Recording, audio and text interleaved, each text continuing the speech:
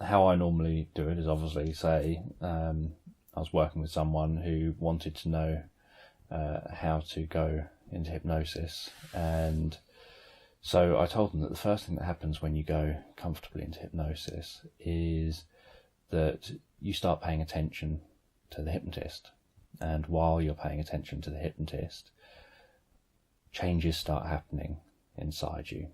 So your shoulders perhaps start to relax a little bit, and your breathing starts to change, and there can be some movement, but at the same time a certain stillness can begin to set in. And so I explained to this person that often it's a bit like you start to go inside your mind. That's it. And your eyes close,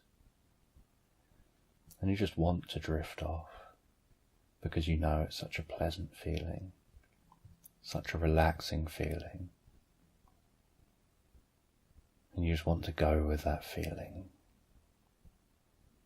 That's it.